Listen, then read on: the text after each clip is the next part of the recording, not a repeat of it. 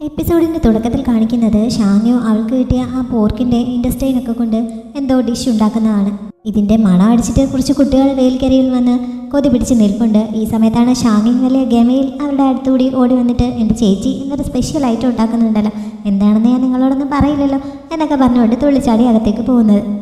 ഷാങ്യം അടുത്തെത്തിയപ്പോൾ ആൻറ്റിയോട് ഇന്ന് ഫുഡൊന്നും ഉണ്ടാക്കണ്ട, നമ്മൾ പോർക്ക് വെച്ചിട്ടുള്ള നൂഡിൽസ് ഉണ്ടാക്കുന്നുണ്ട്, പോർക്കിൻ്റെ ഇൻഡസ്ട്രിയിൽ കൊണ്ടുള്ള നൂഡിൽസ് ഉണ്ടാക്കുന്നുണ്ട്, അത് അവർക്കും കൂടി ഷെയർ ചെയ്യുമെന്ന് ചെന്ന് പറയാൻ ഷാങ്യുവിനോട് പറയുന്നു. അതിന് പോകുന്നതിന് മുമ്പ് കുറച്ച് ടേസ്റ്റ് ചെയ്യാനായി ഷാങ്യം ചോദിക്കുന്നുണ്ട്. അങ്ങനെ ഷാങ്യു കുറച്ച് അവൾക്ക് കൊടുക്കുന്നു. അത് നോക്കിയിട്ട് സൂപ്പറാണ് എന്നൊക്കെ പറഞ്ഞിട്ടാണ് ഷാങ്യം ആൻറ്റിയുടെ അടുത്തേക്ക് പോകുന്നത്. നൂഡിൽസ് റെഡിയായി കഴിഞ്ഞപ്പോൾ ഷാങ്യും കൂടി അത് യാൻഷെങ്ങിന് കൂടി കൊണ്ടുചെല്ലുന്നു. ഒരുമിച്ചിരുന്ന് കഴിക്കുന്നതിന് വേണ്ടി അവൾ തങ്ങൾക്കുള്ള ഫുഡ് കൂടി എടുത്തിട്ടുണ്ടായിരുന്നു. കഴിക്കാനിരുന്ന് കഴിഞ്ഞപ്പോഴാണ് ഇതിൻ്റെ കൂട്ടത്തിൽ പന്നിയുടെ വാലില്ല എന്ന് ഷാങ്യം ശ്രദ്ധിക്കുന്നത്. അങ്ങനെ അവൾ അത് ചോദിക്കുന്നു. അത് ഇന്ന് എടുത്തില്ല, ഇന്ന് എടുത്തിരിക്കുന്നത് മീറ്റ് ഗോഡ്സ് മാത്രമാണ്, വാല് നാളെ സൂപ്പ് വെച്ച് തരാമെന്ന് ഷാങ്യം പറയുന്നുണ്ട്.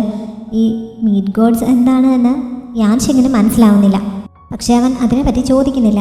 ഷാങ്യം ആദ്യമേ ഫുഡ് കഴിക്കാൻ തുടങ്ങിയപ്പോൾ ഷാങ്യോ അവളെ വിലക്കുന്നുണ്ട്. നമ്മുടെ അമ്മ പഠിപ്പിച്ചിരിക്കുന്നത് ഇങ്ങനെ അല്ലല്ലോ, ആദ്യം ഗസ്റ്റിന് കൊടുത്തിട്ടല്ലേ നമ്മൾ കഴിക്കാൻ പാടുള്ളൂ, അതുകൊണ്ട് ഗസ്റ്റ് കഴിക്കുന്നവരെ വെയിറ്റ് ചെയ്യാൻ ഷാങ്യോ അവളോട് പറയുന്നു. അങ്ങനെ അവൾ വെയിറ്റ് ചെയ്യുന്നുണ്ട്. യാൻഷെങ് അവർ കൊണ്ടുവച്ച നൂഡിൽസ് നിന്ന് കുറച്ചെടുത്ത് ടേസ്റ്റ് ചെയ്യുന്നു. അവൻ അതൊന്ന് വായിൽ വെച്ചപ്പോഴേക്കും ബാക്കി രണ്ടുപേരും അവരുടെ പാത്രത്തിലുണ്ടായിരുന്നതിൻ്റെ പകുതി വളം കഴിച്ചു കഴിഞ്ഞിരുന്നു. ഗസ്റ്റിനോട് മര്യാദ കാണിക്കുന്ന കാര്യമൊക്കെ പറയുന്നത് കേട്ടപ്പോൾ ഇത്ര പെട്ടെന്ന് ഇവർ കഴിക്കാൻ തുടങ്ങുമെന്ന് യാൻഷെങ് ഒട്ടും പ്രതീക്ഷിച്ചിരുന്നല്ല. അവൻ ചെറുതായിട്ടൊന്ന് ഞെട്ടുന്നുണ്ട്. അത് കഴിഞ്ഞപ്പോഴാണ് ഈ മീറ്റ് ഗോഡ്സ് എന്ന് വെച്ചാൽ എന്താണെന്ന് അവൻ ചോദിക്കുന്നത്. പോർക്കിൻ്റെ ഇൻഡസ്ട്രിയിലാണ് എന്ന് ഷാങ്യു പറഞ്ഞപ്പോൾ അവന് പിന്നെ അത് കഴിക്കാൻ തോന്നുന്നില്ല. അവൻ്റെ ലൈഫിൽ അവൻ ഇങ്ങനത്തെ ഐറ്റംസ് ഒന്നും ഇതുവരെ കഴിക്കേണ്ടി വന്നിട്ടുണ്ടായിരുന്നില്ല. ഇതൊന്നും അറിയാതെ ഷാങ്യും തങ്ങളുടെ നൂഡിൽസ് നിന്ന് കുറേ കൂടി അവന് ഷെയർ ചെയ്യുന്നുണ്ട്. അവനിപ്പോൾ പരിക്കൊക്കെ പറ്റിയിരിക്കുകയല്ലേ, അതുകൊണ്ട് അവൻ്റെ ഹെൽത്ത് പെട്ടെന്ന് റിക്കവർ ആവുന്നതിന് ഇത് ഹെൽപ്പ് ചെയ്യും എന്ന് പറഞ്ഞാണ് അവർ കൊടുക്കുന്നത്. പക്ഷെ അവർ കഴിച്ച് കഴിയാറായിട്ടും അവൻ അതിൽ നിന്ന് കാര്യമായിട്ടൊന്നും കഴിക്കുന്നില്ല. അങ്ങനെ ബാക്കി വെച്ചിരിക്കുന്നത് കണ്ടപ്പോൾ അവന് മതിയായോ എന്ന് അവർ ചോദിക്കുന്നുണ്ട്. തനിക്ക് വിശപ്പില്ല, മതിയായി എന്നാണ് അവൻ പറയുന്നത്.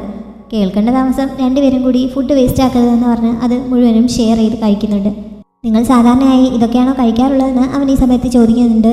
ഇതൊന്നും ഞങ്ങൾക്ക് അങ്ങനെ സാധാരണ കിട്ടുന്ന സാധനങ്ങളല്ല, വല്ലപ്പോഴും മാത്രമേ ഇതൊക്കെ കിട്ടാറുള്ളൂ, ഇത് തന്നെ വളരെ സ്പെഷ്യലാണ് എന്ന് ഷാങ്യു പറയുന്നുണ്ട്. അവരുടെ ഒരു സ്ഥിതിയെ പറ്റിയൊക്കെ അവന് ഏകദേശം ധാരണ ഉണ്ടാവുന്നു. നാളെ കുറച്ചുകൂടി ടേസ്റ്റി ആയിട്ടുള്ള പിഗിൻ്റെ ടെയില് കിട്ടും, നാളെ ഷാങ്യു ഒരു പന്നിയെ വെട്ടുന്നുണ്ട് എന്ന് ഈ സമയത്ത് ഷാങ്യം പറയുന്നു. അവൾ അത് പറഞ്ഞു മുഴിപ്പിക്കുന്നതിന് മുമ്പേ ഷാങ്യം അവളുടെ വാ പൊത്തിപ്പിടിക്കുന്നുണ്ട്. താൻ ഒരു കശാപ്പുകാരിയാണ് എന്ന് യാൻഷെങ് അറിയുന്നതിൽ അവൾക്ക് ശരിക്കും നാണക്കേടുണ്ട്. ഇവളിത് വെറുതെ പറയാണ്, എന്നെപ്പോലെ സുന്ദരിയും സുശീലയുമായിട്ടുള്ള ഒരു പെൺകുട്ടി എങ്ങനെ ഒരു പന്നിയെ വെട്ടാനാണ് എന്നും അവൾ പറയുന്നുണ്ട്. അന്ന് ഉറങ്ങാൻ കിടന്നിട്ടും യാൻഷെങ്ങിൻ്റെ മനസ്സിൽ നിന്ന് ഇത് പോകുന്നില്ല. അവൻ അന്ന് നടന്ന സംഭവങ്ങളൊക്കെ ഒന്ന് ഓർത്തെടുത്ത് നോക്കിയപ്പോൾ അവിടെ ഉണ്ടായിരുന്ന ആ പന്നിക്കൂടും അതിൻ്റെ അടുത്തായി ഉണ്ടായിരുന്ന ആ സാധനങ്ങളും പിന്നെ ആ കാവൽക്കാരൻ സെർച്ച് ചെയ്യാനായി വന്നപ്പോൾ നിലത്ത് കിടപ്പുണ്ടായിരുന്ന പന്നിയുടെ വേസ്റ്റും ഒക്കെ കൂടി ഓർത്തെടുത്തപ്പോൾ അവൾ ശരിക്കും ഒരു കശാപ്പുകാരി തന്നെയാണ് എന്ന് അവന് മനസ്സിലാവുന്നു. ഇതൊക്കെ ചിന്തിച്ച് കിടന്നിട്ട് അന്ന് രാത്രി അവൾ പന്നിയെ അറക്കുന്നത് സ്വപ്നം കണ്ടാണ് അവൻ അടുത്ത ദിവസം രാവിലെ ഞെട്ടി ഉണരുന്നത്. അവനിങ്ങനെ ഉണർന്ന സമയത്ത് പുറത്ത് ഷാങ്യുവിൻ്റെ ശബ്ദം കേട്ട് അവൻ ജനാലയ്ക്ക് അടുത്തേക്ക് നിന്ന് നോക്കുന്നുണ്ട്. അവിടെ ഷാങ്യുവിൻ്റെ മുഖമൊക്കെ കഴുകി കൊടുക്കുകയാണ്. ആ സമയത്താണ് അവളുടെ ഹെയർ പിൻ എവിടെയെന്ന് ഷാങ്യു ചോദിക്കുന്നത്. അത് തൽക്കാലത്തേക്കൊന്ന് പണയം വെക്കേണ്ടി വന്നുവെന്ന് ഷാങ്യു പറഞ്ഞപ്പോൾ അത് അമ്മ നിനക്ക് തന്നതല്ലേ, പിന്നെ നീ എന്താണ് പണയം വെച്ചത് എന്ന് ഷാങ്യു ചോദിക്കുന്നുണ്ട്. ഞാനത് ഉടനെ തന്നെ തിരികെ എടുക്കും, എന്തായാലും നഷ്ടപ്പെടുത്തത്തില്ല എന്ന് പറഞ്ഞ് ഷാങ്യു അവളെ സമാധാനിപ്പിക്കുന്നുണ്ട്. ഈ സമയത്താണ് കഴിഞ്ഞ ദിവസം അവൾ ഒരു ഹോട്ടലിലെ ഷെഫുമായി സംസാരിച്ചിരുന്നല്ലോ, അദ്ദേഹം പറഞ്ഞു വിട്ട ആൾ പന്നിയിറച്ചി വാങ്ങാനായി അവിടെ എത്തിയത്. ഷാങ്യു അകത്തേക്ക് പോയി ഒരു ഹാഫ് പന്നിയെ തോളിലെടുത്തിട്ടുണ്ടെന്ന് ആ വണ്ടിയിലേക്ക് ഇട്ട് കൊടുക്കുന്നുണ്ട്. യാൻഷെങ് ഇതൊക്കെ മുകളിലിരുന്ന് കാണുന്നു. അതോടെ അവൾ കശാപ്പുകാരി തന്നെയാണെന്ന് അവന് പൂർണ്ണബോധ്യമാവുന്നുണ്ട്. അയാൾ പോയി കഴിഞ്ഞപ്പോൾ അവൾ ഷാങ്യങ്ങിൻ്റെ അടുത്ത് എത്തിയിട്ട് നീ ഇങ്ങനെ കാണുന്നവരോടെല്ലാം ഞാനൊരു കശാപ്പുകാരിയാണ് എന്ന് ഇനി പറയരുത്, അത് നാണക്കേടാണ് എന്നൊക്കെ അവളോട് പറയുന്നുണ്ട്. ഇത്രയൊക്കെ ആയപ്പോഴത്തേക്കും യാൻഷെങ് ജനലടച്ച് അകത്തേക്ക് പോകാൻ തുടങ്ങിയതാണ്. ആ സമയത്താണ് അവനെ ട്രീറ്റ് ചെയ്യുന്നതിന് വേണ്ടിയിട്ടാണോ അവൾ ഹെയർ പിൻ പണയപ്പെടുത്തിയത് എന്ന് ഷാങ്യു ചോദിക്കുന്നത്. അത് കേട്ടതും അവൻ ശ്രദ്ധിക്കുന്നുണ്ട്. ഷാങ്യു പെട്ടെന്ന് ഷാങ്യങ്ങിൻ്റെ വായൊക്കെ പൊത്തിപ്പിടിച്ചിട്ട് പതുക്കെ പറയാൻ പറയുന്നുണ്ട്. അവൻ്റെ മരുന്നിനൊക്കെ നല്ല ചിലവാകുന്നുണ്ട്, ഇതല്ലാതെ തൽക്കാലം വേറെ വഴിയില്ലായിരുന്നു, എന്തായാലും കൂടുതൽ ജോലി ചെയ്ത് ഞാൻ അത് ഉടനെ തന്നെ പണയത്തിൽ നിന്ന് തിരികെ എടുക്കും എന്നവൾ പറയുന്നതും യാൻഷെങ് കേൾക്കുന്നുണ്ട്. ഷാങ്യുവിൻ്റെ അച്ഛന് അവിടുത്തെ മാർക്കറ്റിൽ ഒരു ഇറച്ചിവെട്ടിൻ്റെ ഷോപ്പ് ഉണ്ടായിരുന്നു. അന്ന് ഷാങ്യു അത് റീ ഓപ്പൺ ചെയ്യുന്നുണ്ട്. അവിടെ ചെന്നപ്പോൾ ആദ്യം അവളുടെ മനസ്സിലേക്ക് വരുന്നത് അവളുടെ അച്ഛനും അമ്മയും ഷാങ്യും ഒക്കെ കൂടി അവിടെ ഒരുമിച്ച് നിൽക്കുന്നതും അവർക്കുള്ള ഫുഡൊക്കെ റെഡിയാക്കിക്കൊണ്ട് അങ്ങോട്ടേക്ക് ചെല്ലുന്നതും 4 പേരും കൂടി ഒരുമിച്ച് അവിടെ ഇരുന്ന് സന്തോഷത്തോടെ ഫുഡ് കഴിക്കുന്നതും ഒക്കെ ആയിരുന്നു. ഇങ്ങനെ അതൊക്കെ ഓർത്ത് നിൽക്കുന്ന സമയത്ത് അവിടെ അടുത്തുള്ള ഷോപ്പിലെ ലേഡി അവിടേക്ക് വന്നിട്ട് അവൾ ഷോപ്പ് വീണ്ടും ഓപ്പൺ ചെയ്യുകയാണോ എന്നൊക്കെ അന്വേഷിക്കുന്നുണ്ട്. അവൾക്ക് എല്ലാവിധ ആശംസകളും നേരുന്നു. ഷാങ്യു അവിടെയൊക്കെ വൃത്തിയാക്കിയ ശേഷം കച്ചവടം തുടങ്ങുന്നതിനുള്ള തയ്യാറെടുപ്പുകൾ നടത്തുന്നു. ഒരാൾ അവളുടെ അടുത്ത് വന്ന് അതിൻ്റെ വിലയൊക്കെ അന്വേഷിക്കുന്നുണ്ട്.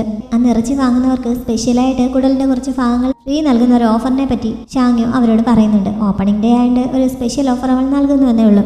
അത് കേട്ടപ്പോൾ അവർ താല്പര്യത്തോടെ അവിടെ നിന്ന് വാങ്ങുന്നു. മാത്രമല്ല പുറത്തേക്കിറങ്ങി വേറെ പലരോടും പറയുന്നുണ്ട്. ഈ ഷാങ്യുവിൻ്റെ ഷോപ്പിന് ഓപ്പോസിറ്റായിട്ട് ഗുവോ എന്ന ആളിൻ്റെ ഇറച്ചി വെട്ട് ഷോപ്പുണ്ട്. അയാൾ ഇതൊക്കെ ശ്രദ്ധിക്കുന്നുണ്ടായിരുന്നു. ഷാങ്യു ഇങ്ങനെ ഫ്രീ കൊടുക്കുന്നത് ഒട്ടും മര്യാദയല്ല എന്ന് പറഞ്ഞ് അയാൾ പ്രശ്നം ഉണ്ടാക്കാൻ ചെല്ലുന്നുണ്ട്. കാരണം ഇപ്പോൾ ഷാങ്യുവിൻ്റെ കടയിൽ അത്യാവശ്യം തിരക്കായി തുടങ്ങിയിരിക്കുന്നു. തൻ്റെ കച്ചവടം നഷ്ടപ്പെടുമോ എന്നുള്ള പേടി കാരണമാണ് അയാൾ ഇങ്ങനെ പ്രശ്നമുണ്ടാക്കുന്നത്. ഷാങ്യു തൽക്കാലം അയാളോട് വഴക്കിനൊന്നും പോകുന്നില്ല. ഞാനിപ്പോൾ നല്ല ബുദ്ധിമുട്ടിലല്ലേ, അച്ഛനും അമ്മയൊന്നും ഇല്ലാത്ത കുട്ടിയല്ലേ, ഇന്നൊരു ദിവസം മാത്രമേ ഇങ്ങനെ ഒരു ഓഫർ ഉള്ളൂ, ആൾക്കാരെ ഇങ്ങോട്ടേക്ക് ആകർഷിക്കുന്നതിന് വേണ്ടിയിട്ടാണ്, ഇനി ഇങ്ങനെയൊന്നും ചെയ്യില്ല എന്നൊക്കെ അവൾ പറയുന്നുണ്ട്. പിന്നെ അടുത്തുള്ള ഷോപ്പുകളിലൊക്കെ ഉണ്ടായിരുന്നവരും ഇതൊക്കെ കേൾക്കുന്നവരും അവളെ സപ്പോർട്ട് ചെയ്യുന്നുണ്ട്. അങ്ങനെ ഗുവോ തൽക്കാലം തിരികെ പോകുന്നു.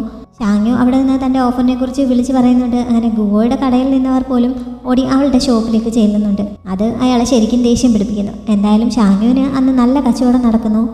അവൾ കിട്ടിയ തുകയെല്ലാം കൂടി എണ്ണി നോക്കിക്കൊണ്ടിരിക്കുന്ന സമയത്താണ് അങ്കിൾ സാഹു അങ്ങോട്ടേക്ക് വന്നിട്ട് അവളുടെ വീട്ടിൽ ഒരു പ്രശ്നം നടക്കുന്നുണ്ട്. അവളുടെ അച്ഛൻ്റെ സഹോദരനായിട്ടുള്ള അവളുടെ അങ്കിൾ അവിടെ കുറേ ഗുണ്ടകളുമായിട്ട് വന്നിട്ട് ആ വീടിൻ്റെ ആധാരത്തിന് വേണ്ടി ആ വീട് മുഴുവൻ അരിച്ചു പെറുക്കിക്കൊണ്ടിരിക്കുകയാണ് എന്ന് അവളോട് പറയുന്നത്. ഇത് കേട്ടതും ഷാങ്യു അവിടെ ഉണ്ടായിരുന്ന ഇറച്ചി വെട്ടുന്ന കത്തിയും എടുത്തുകൊണ്ട് വേഗം പുറത്തേക്ക് വിടുന്നു. പണപ്പെട്ടി അങ്കിളിനെ ഏൽപ്പിച്ചിട്ടാണ് അവൾ ഓടിയത്. ഇന്ന് എന്തെങ്കിലും ഒന്ന് നടക്കും എന്ന് പറഞ്ഞുകൊണ്ട് അങ്കിളും പിന്നാലെ പോകുന്നുണ്ട്. ഷാങ്യുവിൻ്റെ വീട്ടിൽ ഇങ്ങനെ ഒരു പ്രശ്നം നടക്കുന്നത് കാരണം ആൻറ്റി അവിടെ തൊട്ടടുത്ത് തന്നെ താമസിക്കുന്ന യാനിൻ്റെ വീട്ടിലെത്തി അവനെ സഹായത്തിന് വിളിക്കുന്നുണ്ട്. ഒന്നുമില്ലെങ്കിലും ഷാങ്യുവിൻ്റെ അച്ഛനും അമ്മയും ഒരുപാട് സഹായങ്ങൾ അവന് ചെയ്തു കൊടുത്തതല്ലേ, അതിന് പ്രത്യുപകാരമായിട്ടെങ്കിലും അവളെ ഒന്ന് സഹായിക്കാൻ ആൻറ്റി കുറേ അവിടെ നിന്ന് വിളിച്ച് പറയുന്നുണ്ട്. ഞാനും അവൻ്റെ അമ്മയും ഇതൊക്കെ കേട്ടുകൊണ്ട് അകത്തിരിപ്പുണ്ട്. കുറേ നേരം കഴിഞ്ഞപ്പോൾ ഞാന് എഴുന്നേറ്റ് പുറത്തേക്ക് പോകാനായി തോന്നുന്നുണ്ട്. അങ്ങനെ അവനെ എഴുന്നേൽക്കുന്നുമുണ്ട്. പക്ഷേ അവനോട് തന്നെ പുറത്ത് പോയി കഴിഞ്ഞാൽ ഇത്രയും നാൾ കഷ്ടപ്പെട്ട് ഷാങ്യുവിനെ അവൻ്റെ അടുത്ത് നിന്ന് അകറ്റിയതും നാട്ടുകാരുടെ വായടപ്പിച്ചതുമൊക്കെ വെറുതെ ആയി പോവും. അതുകൊണ്ട് അവൻ്റെ കരിയറും പഠനവുമൊക്കെ അവന് ഇമ്പോർട്ടൻ്റ് ആണെങ്കിൽ പുറത്തേക്ക് പോകരുതെന്ന് പറഞ്ഞ് അമ്മ അവനെ തടയുന്നുണ്ട്. അങ്ങനെ അമ്മയുടെ ഉപദേശം കേട്ട് അവനിങ്ങനെ സംശയിച്ച് നിൽക്കുകയാണ്. ഈ ബഹളമൊക്കെ അവിടെ മുകളിലത്തെ ജനാലയ്ക്കിലിരുന്ന് യാൻ ഷിങ്ങും ശ്രദ്ധിക്കുന്നുണ്ടായിരുന്നു. ഈ സംസാരവും അവൻ കേൾക്കുന്നുണ്ട്. ഇതിനിടയിൽ ഷാങ്ങിങ്ങിന് പെട്ടെന്ന് അസുഖമുണ്ടാവുന്നുണ്ട്. അവൾക്ക് ആസ്മ പോലെ എന്തോ അസുഖമാണ്. അവൾക്കിങ്ങനെ വയ്യാതെ വന്ന് പറഞ്ഞ് ആരോ മരുന്നും കൊടുക്കുന്നുണ്ട്. അപ്പോഴാണ് ഷാങ്യു കത്തിയുമായി അങ്ങോട്ടേക്ക് ഓടി വരുന്നത്. അവളുടെ വരവ് കണ്ടപ്പോൾ യാൻഷിങ് എന്താണ് സംഭവിക്കാൻ പോകുന്നതെന്നുള്ള ആകാംക്ഷയോടെ അങ്ങോട്ടേക്ക് നോക്കുന്നുണ്ട്. ഷാങ്ങിങ്ങിന്റെ കണ്ടീഷൻ കണ്ട് ആദ്യം അവളുടെ അടുത്ത് നിന്ന് അവൾ ഓക്കെ ആണോ എന്നൊക്കെ നോക്കുന്നുണ്ട്. അവൾക്ക് വലിയ കുഴപ്പമില്ല എന്ന് അറിഞ്ഞപ്പോൾ അവൾ വേഗം എഴുന്നേറ്റ് വീടിനകത്തേക്ക് ചെല്ലുന്നു. ഷാങ്യു ഒരു ഫൈറ്റിന് തയ്യാറെടുത്ത് അകത്തേക്ക് പാഞ്ഞു ചെല്ലുമ്പോൾ കാണുന്നത് അവളുടെ അങ്കിളിനെ 4 ഗുണ്ടകൾ ചേർന്ന് അവിടെ പിടിച്ചു വെച്ചിരിക്കുന്നതാണ്. അങ്കിള് ചൂത് കളിച്ച് കുറേ കടം വരുത്തി വെച്ചിരിക്കുന്നു. അത് വീട്ടാൻ അയാൾക്ക് നിവർത്തിയില്ല. അതിന് പകരമായിട്ട് ഈ വീട് നൽകാമെന്ന് അയാൾ വാക്ക് കൊടുത്തിരിക്കുകയാണ്. അതിന് വേണ്ടിയിട്ടാണ് ഇവർ വന്നിരിക്കുന്നത്. ഒന്നുകിൽ ഈ വീടിൻ്റെ ആധാരം ഞങ്ങൾക്ക് വേണം, അല്ലെങ്കിൽ ഞങ്ങൾക്ക് തരാനുള്ള കാശ് വേണം എന്ന ഗുണ്ടകളുടെ ലീഡർ അവളോട് പറയുന്നു. അങ്കിൾ അപ്പോഴേക്കും അവളുടെ മുന്നിലേക്ക് ചെന്ന് തന്നെ രക്ഷിക്കണം, ഇവരുടെ ബാധ്യത തീർക്കാൻ സഹായിക്കണം, ഈ വീട് പകരം നൽകി തൻ്റെ ബാധ്യത തീർക്കാൻ സഹായിക്കണം എന്നൊക്കെ അവളോട് കരഞ്ഞ് പറയാൻ തുടങ്ങുന്നു. ഈ അങ്കിളിന് സ്വന്തമായിട്ടൊരു വീടുള്ളതാണ്. ഇങ്ങനെ ബാധ്യത തീർക്കണമെങ്കിൽ അതങ്ങ് കൊടുത്താൽ പോരെ എന്ന് ഷാങ്ങി ചോദിക്കുന്നുണ്ട്. അങ്ങനെ ചെയ്തു കഴിഞ്ഞാൽ പിന്നെ ഞാനും എൻ്റെ ഭാര്യയും എവിടെ താമസിക്കും? നിങ്ങൾ 2 പെൺകുട്ടികളല്ലേ, നിങ്ങളെ ഞാൻ സ്വന്തം മക്കളെ പോലെ എൻ്റെ വീട്ടിൽ നിർത്തി വളർത്തിക്കോളാം. എന്തായാലും നിങ്ങൾ നാളെ ഒരിക്കൽ വിവാഹം കഴിച്ച് എങ്ങോട്ടെങ്കിലും പോകണ്ടല്ലേ, അപ്പോൾ പിന്നെ ഈ വീട് അനാഥമാവില്ലേ എന്നൊക്കെയാണ് അങ്കിൾ പറയുന്ന ന്യായം. ഷാങ്ങുവിന് ഇതൊക്കെ കേട്ടിട്ട് നല്ല ദേഷ്യം വരുന്നുണ്ട്. എൻ്റെ അച്ഛൻ സമ്പാദിച്ച മുതലിനകത്ത് അങ്കിൾ കണ്ണുവയ്ക്കേണ്ട. എന്തായാലും ഞാനിവിടെ നിന്ന് എങ്ങും പോകാൻ പോകുന്നില്ല, ഈ വീട് ആർക്കും നൽകാൻ പോകുന്നില്ല. അതുകൊണ്ട് ഇവരെയും വിളിച്ചുകൊണ്ട് എത്രയും പെട്ടെന്ന് ഇവിടുന്ന് വിട്ടോളാൻ അവൾ പറയുന്നുണ്ട്. അപ്പോഴേക്കും ഗുണ്ടകൾ വീണ്ടും അയാളെ പിടിച്ചിട്ട് 3 വരെ എണ്ണി കഴിയുന്നതിന് മുമ്പ് ആധാരം എടുത്ത് തന്നില്ലെങ്കിൽ അയാളുടെ കൈ വെട്ടും എന്ന് പറഞ്ഞ് അയാളെ മേശപ്പുറത്തേക്ക് പിടിച്ച് അമർത്തി വെക്കുന്നു. അവർ 2 വരെ എണ്ണി കഴിഞ്ഞപ്പോഴേക്കും ഷാങ്യു തൻ്റെ കയ്യിലുണ്ടായിരുന്ന ആ വലിയ കത്തി ആ മേശപ്പുറത്തേക്ക് വെച്ചിട്ട് നിങ്ങളുടെ കയ്യിലുള്ള ഈ കുഞ്ഞു കത്തി കൊണ്ട് മുറിച്ച് അങ്ങളുടെ കൈ വെറുതെ വേദനിപ്പിക്കേണ്ട, ഇതാവുമ്പം കയ്യിലെ മാംസവും എല്ലും എല്ലാം ഒറ്റയടിക്ക് വെട്ടും, അങ്ങനെ അങ്കിളിന് കുറച്ച് വേദന നിന്നാൽ മതി, അതുകൊണ്ട് ഇത് ഉപയോഗിച്ചോളാൻ അവരോട് പറയുന്നു.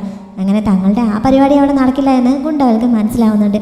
അതോടെ അവളുടെ അങ്കിളിൻ്റെ മട്ട് ആകെ മാറുന്നുണ്ട്. ഇത്രയും നേരം കരഞ്ഞുകൊണ്ടിരുന്ന ആൾ ചാടി കഴിഞ്ഞിട്ട് അവളുടെ നേരെ റൈസ് ആവാൻ തുടങ്ങുന്നു. നീ നിൻ്റെ അച്ഛനെയും അമ്മയും കൊന്നത് പോരായിട്ട് ഇനി എന്നെ കൂടി കൊലക്കി കൊടുക്കാൻ തുടങ്ങുകയാണോ? മര്യാദയ്ക്ക് ഈ വീടിൻ്റെ ആധാരം എടുത്തു തരാമെന്നൊക്കെ പറഞ്ഞ് അയാൾ അവളെ ഭീഷണിപ്പെടുത്താൻ തുടങ്ങുന്നു. ഷാങ്യു തൻ്റെ കൈവശമുണ്ടായിരുന്ന വേറൊരു കത്തിയെടുത്ത് അയാളുടെ നേർക്ക് നീട്ടിയിട്ട് കൂടുതൽ സംസാരിച്ചുകൊണ്ട് വന്നാൽ ഇവർ നിങ്ങളുടെ കൈ എടുക്കുമെന്ന് പറഞ്ഞ പോലെ ആയിരിക്കില്ല ഞാൻ പ്രതികരിക്കുന്നത്, ഞാൻ എടുക്കുന്നത് നിങ്ങളുടെ ജീവനായിരിക്കും എന്നവൾ പറയുന്നു. അത് കേട്ടതോടെ അയാൾ പേടിച്ച് പുറകിലേക്ക് മാറുന്നുണ്ട്. ഈ സമയത്താണ് ആ ഗുണ്ടകളുടെ തലവൻ അവളോട് മറ്റൊരു കാര്യം പറയുന്നത്. ആ നാട്ടിലെ നിയമം അനുസരിച്ച് ഒരു കുടുംബത്തിലെ ഗൃഹനാഥൻ മരിച്ചു കഴിഞ്ഞാൽ അയാൾക്ക് ആൺമക്കളൊന്നുമില്ല എങ്കിൽ അയാളുടെ പേരിലുള്ള സ്വത്തുക്കൾ പോകുന്നത് അയാളുടെ കുടുംബത്തിൽ ജീവിച്ചിരിക്കുന്ന ആണുങ്ങളായിട്ടുള്ള അവകാശികൾക്കായിരിക്കും. അങ്ങനെ നിയമപരമായി നോക്കുമ്പോൾ ഷാങ്യുവിൻ്റെ അച്ഛന് ആൺമക്കളില്ലാത്തതുകൊണ്ട് ഈ സ്വത്തിന് അവകാശം വരുന്നത് അദ്ദേഹത്തിൻ്റെ അനിയനായ ഈ അങ്കിളിന് തന്നെയാണ്. അതുകൊണ്ട് അവൾ ഈ കേസുമായിട്ട് ന്യായാധിപന്റെ മുന്നിലേക്ക് പോയാലും അവൾക്ക് ജയിക്കാൻ പറ്റില്ല എന്ന് ആ ഗുണ്ടാത്തലവൻ അവളോട് പറയുന്നു. ഷാങ്യുവിനും അതിനെപ്പറ്റി അറിയാമായിരുന്നു. അതുകൊണ്ട് തന്നെ ഇത് കേട്ടപ്പോൾ അവൾ ഒന്ന് പതറുന്നുണ്ട്. ഇത് മുതലെടുത്ത് അവർ ആ വീടിനകം മുഴുവൻ അരിച്ചു പെറുക്കാൻ തുടങ്ങുന്നു. യാൻഷങ്ങും പുറത്തു കൂടിയിരിക്കുന്ന ആളുകളുമെല്ലാം അകത്തെന്താണ് നടക്കുന്നതെന്ന് ആകാംക്ഷയോടെ നോക്കി നിൽക്കുകയാണ്. ഈ സമയത്ത് ചെറുതായി അവിടെ മഞ്ഞ് പെയ്യാൻ തുടങ്ങുന്നു. ഷാങ്യു ആണെങ്കിൽ തൻ്റെ പ്രതീക്ഷയെല്ലാം നഷ്ടപ്പെട്ടതുപോലെ ഇത് അംഗീകരിക്കേണ്ടി വരുമോ എന്നുള്ള ചിന്തയിൽ ആകെ വിഷമിച്ച് നിൽക്കുകയാണ്. ഈ സമയത്താണ് തിരച്ചിൽ നടത്തുന്നവർ അവളുടെ അച്ഛൻ്റെയും അമ്മയുടെയും മെമ്മോറിയൽ ടാബ്ലറ്റ് തട്ടി താഴേക്കിടുന്നത്. ഇത് കണ്ടതോടെ അവളുടെ സമനില തെറ്റുന്നു. അവളുടെ അച്ഛന് അവൾ എന്തോ വാക്ക് കൊടുത്തിട്ടുണ്ടായിരുന്നു. ഇപ്പോൾ അതൊക്കെ തെറ്റിക്കേണ്ടി വരികയാണ് എന്ന് പറഞ്ഞ് അച്ഛനോട് മനസ്സുകൊണ്ട് സോറി പറഞ്ഞിട്ട് അവൾ ഷാങ്ങിങ്ങിനോടായി തിരിഞ്ഞു നിന്ന് 1 മുതൽ 10 വരെ എണ്ണാൻ ഉറക്കെ വിളിച്ച് പറയുന്നുണ്ട്. അങ്ങനെ പുറത്തുകൾപ്പുണ്ടായിരുന്ന ഷാങ്ങിങ് തിരിഞ്ഞു നിന്ന് 1 മുതൽ എണ്ണാൻ തുടങ്ങുന്നു. പിന്നെ അവിടെ നടന്നത് ഒരു അസൽ ഫൈറ്റ് ആയിരുന്നു. ഫൈറ്റ് എന്ന് പറഞ്ഞാൽ നാടൻ തല്ലൊന്നുമല്ല, നല്ല കളരി എന്ന് വേണമെങ്കിൽ പറയാം. അത്രയ്ക്ക് പ്രാക്ടീസ് ആയിട്ടുള്ളവർ മാത്രം ചെയ്യുന്ന രീതിയിലുള്ള ഫൈറ്റാണ് ഷാങ്യു അവർക്ക് നേരെ പ്രയോഗിച്ചത്. മുകളിലത്തെ നിലയിൽ നിൽക്കുകയായിരുന്ന യാൻഷങ്ങിന് അവിടെ നിന്നുകൊണ്ട് ഇതിൻ്റെ കുറേ ഭാഗങ്ങളൊക്കെ കാണാൻ പറ്റുന്നുണ്ട്. ഇവളിങ്ങനെ ആയുധാഭ്യാസികളെ പോലെ ഫൈറ്റ് ചെയ്യുന്നത് അവനും കുറച്ച് അമ്പരപ്പോടെയാണ് നോക്കി കാണുന്നത്. ഷാങ്ങിങ്ങിനോട് 10 വരെ എണ്ണാൻ പറഞ്ഞെങ്കിലും അവൾ 6 വരെ എണ്ണി കഴിഞ്ഞപ്പോഴേക്കും ഷാങ്യു അവിടെ ഉണ്ടായിരുന്ന 4 ഗുണ്ടകളെയും അടിച്ച് നിലം പരിശാക്കുന്നുണ്ട്. അതിനുശേഷം തൻ്റെ അച്ഛൻ്റെയും അമ്മയുടെയും മെമ്മോറിയൽ ടാബ്ലറ്റ് എടുത്ത് തുടച്ച് ആ മേശപ്പുറത്തേക്ക് തിരികെ വെക്കുന്നു. നിങ്ങൾ തന്നെ എവിടെ നിന്ന് പോകുന്നോ അതോ ഇനി മേടിക്കാൻ നിൽക്കുകയാണോ എന്ന് ഷാങ്യു ആ ഗുണ്ടകളോടായി ചോദിക്കുന്നുണ്ട്. അങ്ങനെ തോറ്റുപോകാൻ ഞങ്ങൾ തയ്യാറല്ല എന്ന് പറഞ്ഞ് അവരുടെ തലവൻ 4 പേരോടും കൂടി ഒരുമിച്ച് അവളെ അറ്റാക്ക് ചെയ്യാൻ പറയുന്നു. അവൾ 2 പേരെ ഇടിച്ച് പുറത്തേക്ക് തെറിപ്പിക്കുന്നുണ്ട്. പുറത്ത് നിൽപ്പുണ്ടായിരുന്നവരെല്ലാം ഇത് കണ്ട് ആകെ ഷോക്കാവുന്നു. അപ്പോഴാണ് 3ാമത്തവനെയും കൊണ്ട് ഷാങ്യു തകർപ്പൻ സ്റ്റൈലിൽ പുറത്തേക്ക് വന്നത്. അതും കൂടി കണ്ടതോടെ എല്ലാവരും ഒന്നുകൂടി ഞെട്ടുന്നുണ്ട്. ഗുണ്ടാ തലവൻ മാത്രം അകത്തായിരുന്നു. ഒരു പെണ്ണിൻ്റെ അടുത്ത് തോൽക്കേണ്ടി വന്നാൽ ഇന്നു മുതൽ ഈ ബിസിനസ് നിർത്തുന്നതാണ് എനിക്ക് നല്ലതെന്നും പറഞ്ഞ് അയാൾ അവിടെ ഉണ്ടായിരുന്ന ഒരു ചെറിയ ടേബിളും പൊക്കിയെടുത്തുകൊണ്ട് അവൾ തല്ലാനായി പുറത്തേക്ക് ഓടി വരുന്നുണ്ട്. ഈ സമയത്ത് ആ ജനാലിക്കൽ എന്തിനും തയ്യാറായി നിന്നിരുന്ന യാൻഷെങ് തൻ്റെ കയ്യിലുണ്ടായിരുന്ന ഒരു ചെറിയ സ്റ്റിക്ക് അയാൾക്ക് നേരെ എറിയുന്നു. അത് അവൻ്റെ മുട്ടിൽ തന്നെ വന്ന് കൊള്ളുന്നുണ്ട്. അങ്ങനെ അവൻ മുട്ടുകുത്തി വീണ് നേരെ ഷാങ്യുവിൻ്റെ മുന്നിൽ വന്ന് അടിയറവ് പറയുന്നു. ഷാങ്യു കയ്യിലുണ്ടായിരുന്ന കമ്പ് അവൻ്റെ നേരെ നീട്ടുന്നുണ്ടെങ്കിലും അവൻ പതുക്കെ അത് പിടിച്ച് മാറ്റിയിട്ട് അവളോട് മാപ്പ് പറഞ്ഞുകൊണ്ട് നിലത്തേക്ക് ഇരിക്കുന്നു. അതോടെ ഫൈറ്റ് അവസാനിക്കുന്നുണ്ട്. ഈ സമയത്താണ് അങ്കിൾ സാവോ, നിങ്ങളൊരു പാവം പെൺകുട്ടി ഇതെന്താണ് ചെയ്യുന്നത്? അച്ഛനും അമ്മയില്ലാത്ത പെൺകുട്ടികളോട് ഇങ്ങനെയൊക്കെ കാണിക്കാമോ എന്നൊക്കെ വിളിച്ച് കൂവിക്കൊണ്ട് അങ്ങോട്ടേക്ക് വരുന്നത്. അദ്ദേഹം അവിടെയുള്ള ലോക്കൽ പോലീസ് ഓഫീസറെ പോയി വിളിച്ചുകൊണ്ട് വന്നിട്ടുണ്ടായിരുന്നു. ഇവിടെ ഈ ഗുണ്ടകളെല്ലാം നിലംപരിശായി കിടക്കുന്നത് കണ്ട് അങ്കിളും ആകെ ഷോക്കാവുന്നുണ്ട്. എന്തായാലും കാര്യങ്ങളൊക്കെ സെറ്റിലായതോടെ യാൻഷെങ് പതുക്കെ അകത്തേക്ക് കയറി പോകുന്നു. ആ ഓഫീസർ ആ ഗുണ്ടകൾ തല്ലിപ്പൊട്ടിച്ച സാധനങ്ങളുടെയൊക്കെ കണക്കെടുത്ത് അതിൻ്റെ നാശനഷ്ടം എത്രത്തോളം ഉണ്ടാവും എന്ന് എഴുതി എത്ര തുക അവർ ഷാങ്യുവിന് നഷ്ടപരിഹാരമായി നൽകണം എന്നൊക്കെ പറഞ്ഞ് അവരെ ഏൽപ്പിക്കുന്നു. ഈ ബില്ല് ഞങ്ങൾ കൊടുക്കാം, പക്ഷേ ഞങ്ങളുടെ ട്രീറ്റ്മെൻറ്റിന് ചിലവാകുന്ന കാശ് ആര് കൊടുക്കുമെന്ന് അവരുടെ കൂട്ടത്തിൽ ഒരാൾ ചോദിക്കുന്നുണ്ട്.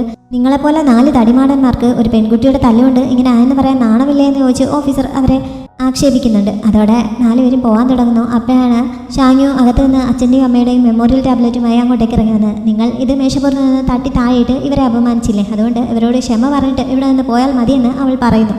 ആദ്യം അവരതിന് മടിച്ചു നിൽക്കുന്നുണ്ട്. അപ്പോഴാണ് ഷാങ്യു ഇപ്പോഴത്തെ കാര്യത്തിൽ ഒരു പരാതി കൊടുത്താൽ നിങ്ങൾക്ക് 20 അടി വരെ ശിക്ഷ കിട്ടാവുന്നതാണ് എന്ന് ഓഫീസർ പറയുന്നത്. അതോടെ 4 പേരും കൂടി അവളുടെ മുന്നിൽ ചെന്നിരുന്ന് അവളുടെ അച്ഛനോടും അമ്മയോടും സോറി പറയുന്നു. എന്നിട്ട് തങ്ങളുണ്ടാക്കിയ പ്രശ്നങ്ങൾക്ക് പരിഹാരമായി കുറച്ച് തുക അവിടെ വെച്ചിട്ട് അവിടെ നിന്ന് പോവുകയും ചെയ്യുന്നുണ്ട്. പോകുന്ന വഴിക്ക് ആ അങ്കിളിനെയും കൂടി അവർ പിടിച്ചുകൊണ്ട് പോകുന്നുണ്ട്. എന്തോ പറയാനുണ്ടെന്ന് പറഞ്ഞാണ് അദ്ദേഹത്തെ കൂട്ടിക്കൊണ്ട് പോയത്. ആൻറ്റി ഓടി വന്ന് ആ തുക എടുത്ത് ഷാങ്ങിങ്ങിനെ ഏൽപ്പിച്ചിട്ട് അത് ചേച്ചിയുടെ കയ്യിൽ കൊടുക്കണമെന്ന് പറയുന്നു. അങ്കിൾ സാഹോ ആ ഓഫീസറിന് നന്ദി പറയുന്നുണ്ട്. ഷാങ്യുവിൻ്റെ അച്ഛൻ്റെ ഫ്രണ്ടായിരുന്നു അദ്ദേഹം. അതുകൊണ്ടാണ് അങ്കിൾ ഇപ്പോൾ ഇങ്ങനെ ഒരു കാര്യം ചെന്ന് പറഞ്ഞപ്പോൾ അദ്ദേഹം സഹായിക്കാനായി ഓടി വന്നത്.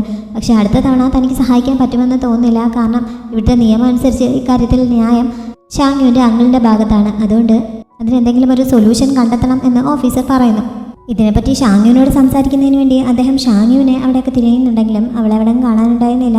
അവൾ വീടിൻ്റെ പുറകുവശത്തായ ഒരു ഭാഗത്ത് പോയിരുന്ന് അച്ഛൻ്റെയും അമ്മയുടെയും മെമ്മോറിയൽ ടാബ്ലറ്റ് അവിടെ വെച്ചിട്ട് അതിന് മുന്നിലിരുന്ന് അവരോട് ക്ഷമ പറയുകയായിരുന്നു. അവളുടെ അച്ഛൻ അവളെ പഠിപ്പിച്ച ടെക്നിക്കുകളാണ് അവൾ കുറച്ച് മുമ്പ് പ്രയോഗിച്ചത്. പക്ഷേ അവളുടെ ജീവൻ അപകടത്തിലാവുന്ന ഒരു സാഹചര്യം വരുമ്പോഴല്ലാതെ മറ്റൊരിക്കലും അത് ആരുടെയും മുന്നിൽ പ്രയോഗിക്കരുതെന്ന് അദ്ദേഹം അവളെ കൊണ്ട് സത്യം ചെയ്യിപ്പിച്ചിട്ടുണ്ടായിരുന്നു. ആ വാക്ക് തെറ്റിച്ചാണല്ലോ അവൾക്ക് ഇപ്പോൾ ഇത് ചെയ്യേണ്ടി വന്നത്. അതിന് അവൾ അദ്ദേഹത്തോട് ക്ഷമ പറയുന്നു. ഇത് കേട്ടുകൊണ്ടാണ് യാൻഷെങ് അങ്ങോട്ടേക്ക് വരുന്നത്. എന്തായാലും നിന്റെ അച്ഛനും അമ്മയും ഈ ഒരു സാഹചര്യത്തിൽ നിന്നോട് ക്ഷമിക്കുമെന്ന് അവനപ്പോൾ പറയുന്നു. അങ്ങനെയാണ് ഷാങ്യു അവനെ കാണുന്നത്. യാൻഷെങ് അങ്ങോട്ടേക്ക് വന്ന് അവളുടെ അച്ഛൻ്റെയും അമ്മയുടെയും മെമ്മോറിയൽ ടാബ്ലറ്റിൽ എഴുതിയിരിക്കുന്ന ആ പേരുകളൊക്കെ വായിക്കുന്നുണ്ട്. അവർ എവിടെയുള്ളവരാണ് എന്നൊക്കെ അവൻ തിരക്കുകയും ചെയ്യുന്നു. അച്ഛൻ ഒരു ഇറച്ചി വെട്ടുകാരനായിരുന്നു. അതുകൂടാതെ അദ്ദേഹത്തിന് എസ്കോട്ട് പോകുന്ന ഒരു സൈഡ് ജോലി ഉണ്ടായിരുന്നു. അതായത് ഈ ബോഡി ഗാർഡൊക്കെ ആയിട്ട് ചിലരുടെ കൂട്ടത്തിൽ പോകുമല്ലോ, അങ്ങനെയുള്ള ഒരു ജോലി. അങ്ങനെയാണ് അദ്ദേഹത്തിന് ആയുധാഭ്യാസമൊക്കെ അറിയാവുന്നത്. അദ്ദേഹം അത് എന്നെ കൂടി പഠിപ്പിച്ചതാണ് എന്നൊക്കെ അവൾ പറയുന്നു. അവളുടെ അമ്മയെപ്പറ്റിയും അവൻ അന്വേഷിക്കുന്നുണ്ട്. അമ്മ വളരെ മിടുക്കിയായിരുന്നു. സാധാരണഗതിയിൽ ഇങ്ങനെയുള്ള ഇറച്ചിവെട്ടൊക്കെ നടത്തുന്നവരുടെ വീട്ടിൽ എപ്പോഴും ബ്ലഡിൻ്റെയും മറ്റും ഒരു മുഷിഞ്ഞ മണമുണ്ടാവും. പക്ഷേ അമ്മ ഞങ്ങളെ വളരെ വൃത്തിയിലാണ് കുട്ടിക്കാലം മുതലേ വളർത്തിയിട്ടുള്ളത്. എപ്പോഴും ഞങ്ങളുടെ അലക്കി തേച്ച വസ്ത്രങ്ങൾക്കൊക്കെ നല്ല സുഗന്ധമുണ്ടാവും. ഒരു ഇറച്ചിവെട്ടുകാരൻ്റെ വീടാണെന്നോ അദ്ദേഹത്തിൻ്റെ മക്കളാണെന്നോ ഒരിക്കലും മറ്റുള്ളവർ കുറ്റം പറയാത്ത രീതിയിലാണ് അമ്മ ഞങ്ങളെ വളർത്തിയിട്ടുള്ളത് എന്നൊക്കെ ഷാനു പറയുന്നുണ്ട്. അവളുടെ അച്ഛനും അമ്മയ്ക്കും എന്താണ് സംഭവിച്ചതെന്നും അവൾ പറയുന്നു. എവിടെ പോയി വരുന്ന വഴി അവർ കൊള്ളക്കാർ അവരെ ആക്രമിക്കുകയായിരുന്നു. അച്ഛൻ്റെ കഴുത്തിന് തന്നെയാണ് വെട്ടുകൊണ്ടത്. അദ്ദേഹം അപ്പോൾ തന്നെ മരിച്ചു. അമ്മയ്ക്ക് നന്നായി പരിക്കേറ്റെങ്കിലും 7-8 മണിക്കൂർ അമ്മ മരിക്കാതെ തന്നെ ഞങ്ങളെ വെയിറ്റ് ചെയ്ത് കിടക്കുന്നുണ്ടായിരുന്നു. അവസാനം ഞങ്ങളുടെ അടുത്തെത്തിയ ശേഷമാണ് അമ്മ മരിച്ചത്. പക്ഷേ അത്രയും നേരം കാത്തിരുന്നിട്ടും ഞങ്ങളെ കണ്ടപ്പോൾ ഞങ്ങളോടൊന്നും പറയാനുള്ള ശേഷി അമ്മയ്ക്കുണ്ടായിരുന്നില്ല. ആകെ അമ്മ ചെയ്തത് അമ്മയുടെ ഹെയർ പിൻ എൻ്റെ കയ്യിൽ ഏൽപ്പിക്കുക മാത്രമാണ് എന്നൊക്കെ അവൾ വിഷമത്തോടെ പറയുന്നു. ഇതൊക്കെ പറയുന്ന കൂട്ടത്തിൽ അവൾ കരയുന്നുമുണ്ട്. യാൻഷൻ തൻ്റെ കയ്യിലുണ്ടായിരുന്ന ഒരു കർച്ചീഫ് അവൾക്ക് നീട്ടിയിട്ട് കണ്ണുനീർ തുടയ്ക്കാൻ പറയുന്നു. അവളത് വാങ്ങാതെ നിന്നപ്പോൾ ഇതിൽ ബ്ലഡൊന്നുമില്ല, വൃത്തിയുള്ളതാണെന്ന് അവൻ പറയുന്നുണ്ട്. അങ്ങനെ അവളത് വാങ്ങി കണ്ണു തുടയ്ക്കുന്നു. അവളെ സമാധാനിപ്പിക്കുന്നതിന് വേണ്ടി അവൻ തൻ്റെ കുട്ടിക്കാലത്തെക്കുറിച്ച് പറയുന്നുണ്ട്. ഒന്നുമില്ലെങ്കിൽ നിനക്ക് കുട്ടിക്കാലത്തെങ്കിലും നിൻ്റെ അച്ഛനമ്മമാർ കൂടെ ഉണ്ടായിരുന്നല്ലോ. നീ ചെറുപ്പം മുതൽ വളർന്ന ഈ വീട് നിനക്ക് സ്വന്തമായിട്ടുണ്ടായിരുന്നല്ലോ. നിൻ്റെ സ്വന്തം രക്തത്തിലുള്ള ഒരു സഹോദരി കൂടെ ഉണ്ടല്ലോ. എൻ്റെ കാര്യം ഇങ്ങനെയൊന്നുമല്ല. എൻ്റെ ചെറുപ്പത്തിൽ തന്നെ എനിക്ക് എൻ്റെ അച്ഛനമ്മമാരെ നഷ്ടപ്പെട്ടതാണ് എന്നവൻ പറയുന്നു. അവർ എങ്ങനെയാണ് മരിച്ചതെന്ന് അവൾ ചോദിക്കുന്നുണ്ട്. അതിന് ആദ്യം അവൻ മറുപടി പറയാതെ ഇരിക്കുന്നു. പിന്നെ യുദ്ധമാണ് അവരുടെ ജീവനെടുത്തതെന്ന് മാത്രം അവൻ പറയുന്നുണ്ട്. തൻ്റെ വിഷമങ്ങളെക്കുറിച്ച് പറഞ്ഞ് അവൻ്റെ വിഷമകരമായ പാസ്റ്റ് കൂടി ഓർമ്മിപ്പിക്കേണ്ടി വന്നതിന് അവൾ അവനോട് സോറി പറയുന്നു. പിന്നെ താൻ്റെ കശാപ്പുകാരിയാണോ എന്നുള്ള കാര്യം അവനിപ്പോൾ അറിഞ്ഞു കഴിഞ്ഞുവെന്ന് അവൾക്കറിയാം. അതുകൊണ്ട് തന്നെ നീ സത്യം അറിഞ്ഞു കഴിഞ്ഞില്ലേ, ഇനി വേണമെങ്കിൽ എന്നെ കളിയാക്കിക്കൊള്ളാൻ അവൾ പറയുന്നുണ്ട്. നീ എൻ്റെ ജീവൻ രക്ഷിച്ചു, അതും പോരാനായിട്ട് ഇപ്പോൾ എനിക്ക് ചിലവിന് തരുന്നതിന് വേണ്ടി കഷ്ടപ്പെടുകയും ചെയ്യുന്നു. എന്നിട്ടും ഞാൻ നിന്നെ കളിയാക്കിയാൽ അതൊരു മര്യാദകേടല്ലേ എന്ന് അവൻ ചോദിക്കുന്നുണ്ട്. അത് കേട്ടപ്പോൾ അവൾക്ക് കുറച്ചൊന്ന് സന്തോഷമാവുന്നു. ഈ സമയത്താണ് ഷാങ്ങിങ് അങ്ങോട്ടേക്ക് വന്നിട്ട് അവളെ അങ്കിൾ വിളിക്കുന്നുണ്ട് എന്ന് പറയുന്നത്. താൻ കരഞ്ഞുവെന്ന് ആരോടും പറയരുതെന്ന് ഞാൻ ഷിങ്ങിനോട് പറഞ്ഞിട്ടാണ് ഷാങ്ങു എഴുന്നേറ്റ് പോയത്. അങ്കിളും ആൻറ്റിയും ഷാങ്ങിയും അകത്തെത്തി കഴിഞ്ഞപ്പോൾ കഥയൊക്കെ അടച്ചിട്ട് എന്തോ വലിയ സീക്രട്ട് പറയാൻ പോകുന്ന പോലെയാണ് കാര്യങ്ങൾ പറയാനായി തയ്യാറെടുക്കുന്നത്. പക്ഷേ രണ്ടുപേർക്കും ആദ്യം അതിനെപ്പറ്റി സംസാരിക്കാൻ പറ്റുന്നില്ല. ആൻറ്റി പറയാൻ അങ്കിൾ കണ്ണ് കാണിക്കുന്നു, അതുപോലെ അങ്കിൾ പറയാൻ ആൻറ്റിയും കണ്ണ് കാണിക്കുന്നു. അവസാനം ഷാങ്ങുവിന് ക്ഷമ നശിക്കുന്നുണ്ട്. നിങ്ങൾ എന്ത് പറഞ്ഞാലും അതനുസരിക്കാൻ ഞാൻ തയ്യാറാണ്, അതുകൊണ്ട് എന്തായാലും ധൈര്യമായിട്ട് പറഞ്ഞോളാൻ അവൾ പറയുന്നു. അങ്ങനെ അവർ വിഷയം അവതരിപ്പിക്കുന്നുണ്ട്. നേരത്തെ വന്നിട്ട് പോയ ആ ഓഫീസർ ഇവളുടെ പ്രശ്നത്തിന് ഒരു സൊല്യൂഷൻ നിർദ്ദേശിച്ചിട്ടാണ് പോയത്. അതായത് അവളുടെ വിവാഹം സാധാരണ രീതിയിലുള്ള വിവാഹമല്ല, അവൾ ഒരു മാട്രി ലോക്കൽ ഹസ്ബൻഡിനെ കണ്ടെത്തണമെന്നാണ് ഓഫീസർ പറഞ്ഞത്. മാട്രി ലോക്കൽ ഹസ്ബൻഡ് എന്ന് വെച്ചാൽ അവളുടെ വീട്ടിലേക്ക് വിവാഹം കഴിച്ചു വന്ന് അവിടെ സ്ഥിരമായി താമസിക്കാൻ തയ്യാറാവുന്ന രീതിയിലുള്ള ആണുങ്ങളെയാണ് അങ്ങനെ വിളിക്കുന്നത്. അങ്ങനെ വരുന്ന ഭർത്താക്കന്മാർക്ക് ചിലവിന് കൊടുക്കേണ്ടത് പിന്നെ ഭാര്യയുടെ ഉത്തരവാദിത്തമാണ്. ഭാര്യയുടെ സംരക്ഷണയിൽ അവരെക്കാളും താഴ്ന്ന ലെവലിലായിരിക്കും അവരുടെ ജീവിതം. അതിനൊക്കെ എല്ലാ ആണുങ്ങളും തയ്യാറാവുകയില്ല. അതുകൊണ്ട് തന്നെ ഷാങ്ങു ഇത് കേട്ടപ്പോൾ ആകെ കൺഫ്യൂഷൻ ആവുന്നുണ്ട്. ഇപ്പോൾ താൻ എവിടെ പോയി അങ്ങനെ ഒരു ഹസ്ബൻഡിനെ കണ്ടെത്താനാണ് എന്ന് അവൾ ചോദിക്കുന്നു. ഇപ്പോൾ ആ നാട്ടിലെ സിറ്റുവേഷൻ കുറച്ച് മോശമാണ്. കാരണം അവിടെ യുദ്ധം നടക്കുന്നതുകൊണ്ട് അവിടെയുള്ള ആണുങ്ങളൊക്കെ യുദ്ധത്തിനായി പറഞ്ഞു വിട്ടുകൊണ്ടിരിക്കുകയാണ്. അങ്ങനെ ആണുങ്ങളൊക്കെ നാട് വിട്ട് പോകുന്നതിന് മുമ്പ് തങ്ങൾക്ക് അടുത്ത പരമ്പര ഉണ്ടാകുന്നതിന് വേണ്ടി എല്ലാവരും എളുപ്പത്തിൽ വിവാഹമൊക്കെ നടത്തിക്കൊണ്ടിരിക്കുന്ന സമയമാണ്. അതുകൊണ്ട് തന്നെ പെട്ടെന്ന് ഒരു വരനെ കണ്ടുപിടിക്കുന്നത് വലിയ ബുദ്ധിമുട്ടായിരിക്കും. പിന്നെ ഇങ്ങനെ ഒരു വരനാകുമ്പോൾ അതിന് തീരെ സാധ്യതയില്ല എന്ന് അങ്കിൾ തന്നെ പറയുന്നുണ്ട്. പിന്നെ അദ്ദേഹം തന്നെ ഒരു ഹസ്ബൻഡിനെ അവൾക്ക് സജസ്റ്റ് ചെയ്യുന്നുണ്ട്. അത് മറ്റാരുമല്ല, യാൻ ഷിങ് തന്നെ. അവനാവുമ്പോൾ ഇപ്പോൾ കാലുകൾക്ക് പരിക്കൊക്കെ പറ്റിയിട്ട് ID പ്രൂഫും ട്രാവൽ പെർമിറ്റും ഒന്നുമില്ലാതെ അവിടെ പെട്ടിരിക്കുന്ന അവസ്ഥയാണല്ലോ. ഉടനെ ഒന്നും അവന് എങ്ങോട്ട് ദൂരത്തേക്കൊന്നും പോകാൻ പറ്റില്ല. അതുകൊണ്ട് ഇങ്ങനെ ഒരു സാഹചര്യത്തിൽ അവനോട് ഈ ഒരു സഹായം ആവശ്യപ്പെട്ടാൽ ഉറപ്പായും അവന് നിരസിക്കാൻ സാധ്യതയില്ല എന്നൊക്കെ അങ്കിൾ പറയുന്നു. പക്ഷേ ഒരിക്കലും യാൻ ഷിങ്ങിനെ അങ്ങനെ ഒരു സ്ഥാനത്തേക്ക് കാണാൻ പറ്റില്ല, താനത് ചെയ്യില്ല എന്ന് പറഞ്ഞ് ഷാങ്ങു എതിർക്കുന്നുണ്ട്. അങ്കിളും ആൻറ്റിയും കൂടി അതിൻ്റെ ഗുണങ്ങളൊക്കെ പറഞ്ഞ് കുറേ അവളോട് സംസാരിച്ച് നോക്കുന്നുണ്ടെങ്കിലും തൻ്റെ ആ മാട്രി ലോക്കൽ ഹസ്ബൻഡ് യാൻ ഷിങ് ആവാൻ താൻ ഒരിക്കലും സമ്മതിക്കില്ല എന്ന് പറഞ്ഞ് ഷാങ്ങു ശക്തമായി എതിർക്കുന്നു. അവസാനം ആൻറ്റി മാത്രമായിട്ട് അവളോട് തനിച്ച് കുറേ സംസാരിക്കുന്നുണ്ട്. അവനിങ്ങനെ കുറേ ഹെൽത്ത് ഇഷ്യൂസൊക്കെ ഉള്ളതുകൊണ്ട് ഭാവിയിൽ എന്തെങ്കിലും പ്രശ്നങ്ങൾ ഉണ്ടാകുമെന്ന് കരുതിയാണോ അവളിങ്ങനെ മടിക്കുന്നതെന്ന് ആൻറ്റി ചോദിക്കുന്നുണ്ട്. പക്ഷെ അങ്ങനത്തെ സംശയമൊന്നും ആയിരുന്നില്ല ഷാങ്ങുവിന്. അവളുടെ പ്രശ്നം എന്താണെന്ന് വെച്ചാൽ മുമ്പ് അവളുടെ അച്ഛനും അമ്മയും യാനെ നല്ല രീതിയിലാവാൻ വേണ്ടി കുറേ സഹായിച്ചിട്ടുണ്ടായിരുന്നല്ലോ. അതിന് പ്രത്യുപകാരമായിട്ടാണ് അവൻ തന്നെ വിവാഹം കഴിക്കണമെന്ന് ഇവൾ ആവശ്യപ്പെടുന്നതെന്നാണ് അവൻ്റെ അമ്മയും അവനുമൊക്കെ നാട്ടുകാരുടെ ഇടയിൽ പറഞ്ഞ് പരത്തിയിരുന്നത്. അത് തന്നെ ഷാങ്യുവിന് വലിയ അപമാനമുണ്ടാക്കിയിരിക്കുകയാണ്. ഇപ്പോൾ ഒരാളുടെ ജീവൻ രക്ഷിച്ചു എന്ന് പറഞ്ഞ് അതിന് പ്രത്യുപകാരമായിട്ട് തന്നെ വിവാഹം കഴിക്കണമെന്ന് അയാളോടുകൂടി പറയാനുള്ള മനസ്സ് അവൾക്കുണ്ടായിരുന്നില്ല. എന്തായാലും അങ്ങനെ വേണ്ട, യാൻഷിങ്ങിനെ ഇതൊന്നും കണ്ടിട്ടല്ല ഞാൻ രക്ഷപ്പെടുത്തിയത്. ഞാനൊരു സഹായം ചെയ്തു എന്ന് കരുതി അതിൻ്റെ പ്രത്യുപകാരമായി എൻ്റെ ഭർത്താവായിട്ട് ഇവിടെ ജീവിക്കണമെന്ന് അവനോട് പറയാൻ എനിക്ക് കഴിയില്ല. അതുകൊണ്ട് ഇതിനെക്കുറിച്ചുള്ള സംസാരം ഇവിടെ അവസാനിപ്പിക്കുന്നതാണ് നല്ലതെന്നൊക്കെ അവൾ പറയുന്നു. പക്ഷേ ആൻറ്റി പിന്നെയും അവളെ കുറേ നിർബന്ധിക്കുന്നുണ്ട്. അവൾക്ക് മടിയുണ്ടെങ്കിൽ താൻ തന്നെ നേരിട്ട് പോയി സംസാരിക്കാമെന്ന് പറയുന്നു.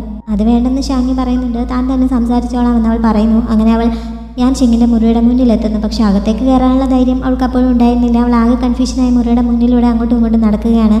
അവൻ അകത്തിരുന്നുകൊണ്ട് ഇത് കാണുന്നുണ്ടായിരുന്നു. കുറച്ച് സമയമായിട്ടും അവൾ അകത്തേക്ക് വരാത്തത് കാരണം അവൻ എന്താണ് കാര്യമെന്ന് വിളിച്ച് ചോദിക്കുന്നുണ്ട്. അങ്ങനെ ഷാങ്യു അകത്തേക്ക് കയറുന്നു. പക്ഷെ വന്ന കാര്യം പറയാതെ അവൾ നിന്ന് പരുങ്ങുന്നുണ്ട്. അവൻ വീണ്ടും വീണ്ടും കാര്യം അന്വേഷിച്ചപ്പോൾ അലക്കാനുള്ള തുണിയെടുക്കാൻ വന്നതാണെന്ന് പറഞ്ഞ് ആ കട്ടിൽ കിടപ്പുണ്ടായിരുന്ന ഒരു ഷീറ്റും എടുത്തുകൊണ്ട് അവൾ പുറത്തേക്ക് ഓടുന്നു. അത് ശരിക്കും കഴുകി വെച്ചിരുന്നതാണ്. പക്ഷേ അവനത് പറയുമ്പോൾ താഴെ എത്തിക്കഴിഞ്ഞിരുന്നു. ആ ഷീറ്റും കയ്യിൽ പിടിച്ച് അവൾ ആകെ വിഷമിച്ചിരിക്കുന്ന സമയത്ത് ഷാങ്യു അവളുടെ അടുത്തേക്ക് ചെല്ലുന്നുണ്ട്. അത് അലക്കാൻ പോവുകയാണ് എന്ന് പറഞ്ഞ് ഷാങ്യു എഴുന്നേറ്റ് പോകുന്നു. ജോലിയൊക്കെ കഴിഞ്ഞ ശേഷം അവൾ ആ പന്നിക്ക് തീറ്റ കൊടുക്കാനായി അതിൻ്റെ അടുത്ത് ചെന്നിരുന്നുകൊണ്ട് അത് യാൻഷിങ് ആണ് എന്നുള്ള രീതിയിൽ അവൾക്ക് പറയാനുള്ള കാര്യങ്ങൾ അതിനോട് പറയുന്നുണ്ട്. ഈ സമയത്ത് യാൻഷിങ് മുകളിൽ നിന്ന് താഴേക്ക് ഇറങ്ങി വരികയായിരുന്നു. അങ്ങനെ സ്റ്റേറിനടുത്തുള്ള ജനാലയ്ക്കൽ നിന്നുകൊണ്ട് ഇവനിത് കാണുന്നുണ്ട്. തൻ്റെ പേരൊക്കെ പറയുന്നത് കേട്ടാണ് അവൻ ശ്രദ്ധിക്കുന്നത്. നീ എൻ്റെ മാട്രി ലോക്കൽ. ഷാങ്യു ഇതൊന്നും അറിയാതെ ആ പന്നിയോട് അത് യാൻഷിങ് എന്ന രീതിയിൽ സംസാരിച്ചുകൊണ്ടിരിക്കുകയാണ്. നീ എൻ്റെ മാട്രി ലോക്കൽ ഹസ്ബൻഡ് ആവുമോ? മറ്റു വഴിയൊന്നും ഇല്ലാത്തത് കൊണ്ടാണ്. ഏത് സമയത്തും അങ്കിൾ ഈ വീട് തട്ടിയെടുക്കാം. അത് ഒഴിവാക്കാൻ ഇതല്ലാതെ ഇപ്പോൾ എൻ്റെ മുന്നിൽ വേറെ വഴിയില്ല. എന്നെ ഒന്ന് സഹായിക്കുമോ എന്നൊക്കെ അവൾ ചോദിക്കുകയാണ്. അങ്ങനെ അവളുടെ പ്രശ്നം എന്താണ് എന്ന് യാൻഷിങ്ങിന് മനസ്സിലാവുന്നു. അവൻ ശബ്ദമൊന്നും ഉണ്ടാക്കാതെ അവിടെ നിന്ന് പോകുന്നുണ്ട്. കുറച്ച് കഴിഞ്ഞപ്പോൾ ഷാങ്യു കുറച്ച് സൂപ്പ് റെഡിയാക്കിക്കൊണ്ട് അവൻ്റെ അടുത്തേക്ക് ചെല്ലുന്നു. ആൻറ്റി മംഗളുമൊക്കെ ഉറക്കമായതുകൊണ്ട് അവൾ തന്നെ അത് റെഡിയാക്കിക്കൊണ്ട് വന്നതാണ്. പോർക്കിൻ്റെ ലിവർ കൊണ്ടുള്ള സൂപ്പാണ്. അവൻ്റെ ബ്ലഡ് സർക്കുലേഷനൊക്കെ നന്നാവുന്നതിന് ആരോഗ്യം മെച്ചപ്പെടുന്നതിനുമൊക്കെ അത് സഹായിക്കും എന്ന് പറഞ്ഞാണ് അവൾ അത് കൊണ്ടു കൊടുത്തത്. പോർക്ക് ലിവർ ഉപയോഗിച്ചുള്ള സൂപ്പാണ് എന്ന് പറഞ്ഞപ്പോൾ അവനത് കുടിക്കുന്നില്ല. ഇപ്പോൾ ഇതിന് ചൂടുണ്ട്, ഞാൻ കുറച്ച് കഴിഞ്ഞിട്ട് കുടിച്ചോളാമെന്ന് അവൻ പറയുന്നുണ്ട്. പക്ഷേ അവനത് ഇഷ്ടമല്ല എന്ന് അവൾക്ക് മനസ്സിലാവുന്നുണ്ട്. നിനക്ക് ഇത് ഇഷ്ടമല്ലല്ലേ? ഇന്നലെ കൊണ്ടുവന്ന ആ ഇൻഡസ്ട്രിൻ കൊണ്ടുള്ള നൂഡിൽസും നിനക്ക് ഇഷ്ടപ്പെട്ടില്ല, അതുകൊണ്ടല്ലേ നീ അത് കഴിക്കാതിരുന്നത് എന്നവൾ ചോദിക്കുന്നുണ്ട്. എനിക്ക് ഇഷ്ടമായില്ലെന്ന് പറഞ്ഞാൽ ശരിയാവില്ല. ശരിക്കും പറഞ്ഞാൽ എനിക്കിതൊന്നും ഉപയോഗിച്ച് ശീലമില്ല എന്ന് വേണം പറയാൻ എന്നവൻ പറയുന്നു. അവൾക്ക് ആ ബുദ്ധിമുട്ട് മനസ്സിലാവുന്നുണ്ട്. പക്ഷേ ഇപ്പോഴത്തെ അവളുടെ അവസ്ഥയിൽ ഇതല്ലാതെ ഇതിൽ കൂടിയ നല്ല ഫുഡ് ഐറ്റംസ് ഒന്നും നൽകാനുള്ള ശേഷിയില്ല. നിന്റെ ആരോഗ്യം പെട്ടെന്ന് വീണ്ടെടുക്കുന്നതിന് തൽക്കാലം ഇതൊരു മരുന്നാണ് എന്ന രീതിയിൽ എങ്കിലും ഇതങ്ങ് കുടിക്കുന്നതാണ് നല്ലത് എന്ന് പറഞ്ഞിട്ട് അവൾ അവിടെ നിന്ന് പോകുന്നുണ്ട്. ഈ സമയത്ത് യാൻഷിങ് അവളെ പുറകിൽ നിന്ന് വിളിക്കുന്നു. അവൻ എഴുന്നേറ്റ് നിന്നിട്ട് ഞാൻ നീ പറഞ്ഞതുപോലെ ചെയ്യാൻ തയ്യാറാണ് എന്ന് പറയുന്നുണ്ട്. അവൾ കരുതിയത് സൂപ്പിൻ്റെ കാര്യമാണ് എന്നാണ്. അങ്ങനെ അവൾ അത് സമ്മതിച്ച് പോകാൻ തുടങ്ങുമ്പോൾ ഇതിൻ്റെ കാര്യമല്ല, ഞാൻ നിൻ്റെ മാട്രി ലോക്കൽ ഹസ്ബൻഡ് ആവാൻ തയ്യാറാണ് എന്ന് അവൻ പറയുന്നു. ഷാങ്യു ശരിക്കും ഞെട്ടിപ്പോയെന്ന് പറയണ്ടല്ലോ. അവൻ ഇതിനെപ്പറ്റി എങ്ങനെ അറിഞ്ഞെന്നോ ഒന്നും അവളുടെ തലയിലേക്ക് ഇപ്പോൾ കയറുന്നില്ല. എന്തായാലും അവൾക്ക് ശരിക്കും സന്തോഷമാവുന്നുണ്ട്. ഇവിടെ നിൽക്കാനാണ് നീ തീരുമാനിക്കുന്നതെങ്കിൽ പന്നുകളെ കശാപ്പ് ചെയ്തിട്ടാണെങ്കിലും ഞാൻ നിനക്ക് ചെലവിന് തരും എന്നവൾ പറയുന്നു. യാൻഷിങ് ഇത് കേട്ട് പുഞ്ചിരിക്കുന്നുണ്ട്. ഈ സമയത്ത് ഇതിൻ്റെ കുറച്ച് അപ്പുറത്തായി ആ ഫാൽക്കൺ ഇരിക്കുന്നത് കാണിച്ചുകൊണ്ട് ഈ എപ്പിസോഡ് അവസാനിക്കുന്നു.